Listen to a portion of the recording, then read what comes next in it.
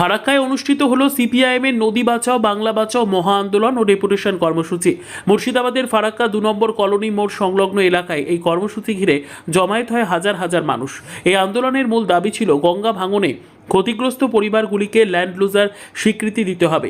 সেই দাবিতে আজ বিশাল মিছিল হয় ১২ নম্বর জাতীয় সড়ক হয়ে নিউ ফারাক্কা স্টেশন রোড ধরে এবং শেষে তা ফিরে আসে মূল মঞ্চের কাছেই। মিছিলে অংশগ্রহণ করেন সিপিআইএম নেতা মোহাম্মদ সেলিম ছাড়াও মালদা ও মুর্শিদাবাদের অন্যান্য গুরুত্বপূর্ণ নেতৃত্ব। আন্দোলন শেষে ৬ সদস্যের একটি প্রতিনিধি দল ফারাক্কা ব্যারেজের জেনারেল ম্যানেজারের কাছে ডেপুটেশন জমা দেন। মঞ্চ থেকে কেন্দ্র ও রাজ্য সরকারের তীব্র সমালোচনা করেন মোহাম্মদ সেলিম।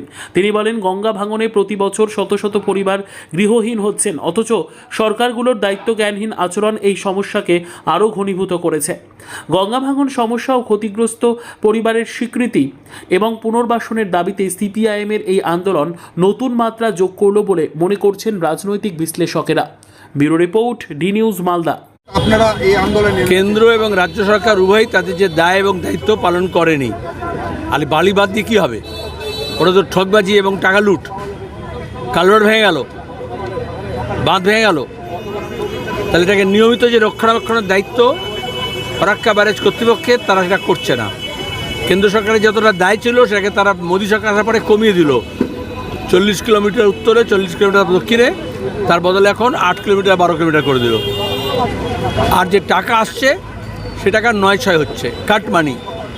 সে জিএম অফিস হোক আর ডিএম অফিস হোক, জেলা পরিষদ হোক, সেখানে মানুষের কল্যাণে লাগছে না। আর এটা শুধু বাঁধ নির্মাণ তো নয়, তাহলে যাদের ক্ষতিগ্রস্ত তাদের পুনর্বাসন। তাহলে বামফ্রন্টের আমলে যদি জমি বরাদ্দ করা হয়ে থাকে, এখন কেন জমি বরাদ্দ হচ্ছে না? সেই জমি দিতে হবে। এই ফারাক্কা ব্যারেজ কর্তৃপক্ষের উদ্বৃত্ত জমি আছে, রাজ্য সরকারের যে সব ভেস্টল্যান্ড আছে, বড় বড় পুঁজিপতি দিয়ে দিচ্ছে টাকার জমি, তারা কেন তারা দেবে না ক্ষতিগ্রস্ত মানুষকে তাদের পুনরায় বসতি স্থাপনের জন্য?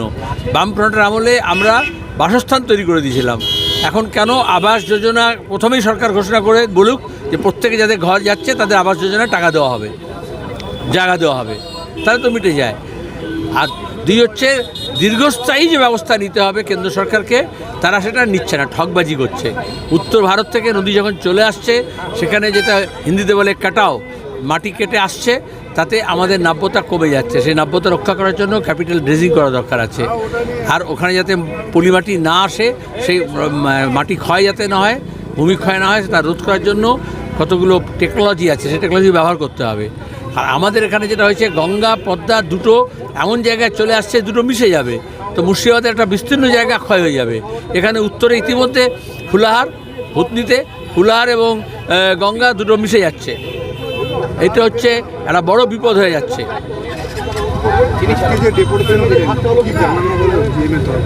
নজরে আনা হয়েছে, ওরা ঘুমোচ্ছে, জেগে ঘুমোচ্ছে না চোখ বন্ধ আছে, তাদের চোখ খোলা দরকার হয়েছে। তাদের যে দায়িত্ব আছে আইনতভাবে, সেই দায়িত্ব মনে করে দেওয়া হয়েছে। আর তারপরে এটা শুধু ডেপুটেশন দিলেই তো হবে না, আমরা এরপরে আরও আসবো, চাপ দেবো, কারণ যাতে দ্রুত এরা এই ভূমিক্ষয় রোধ করার জন্য, নাব্যতা বাড়ানোর জন্য এবং ক্ষতিপূরণ দেওয়ার জন্য, তার সঙ্গে জমি বরাদ্দ করার জন্য এবং পুনর্বাসনের জন্য যাতে ব্যবস্থা নেয়, বাঁধ রক্ষণাবেক্ষণ এবং ব্যারেজ রক্ষণাবেক্ষণের দায়িত্ব নেয়। আমরা এখান থেকে দরকার হলে এই লড়াই বহরমপুর এবং মালদা ডিএম অফিসে যাবে, দরকার হলে রাজ্য সরকারের কাছে যাবে, দরকার হলে দিল্লি সরকারের কাছে যাবে। ধাপে ধাপে এটাকে আমরা তুলব, যদি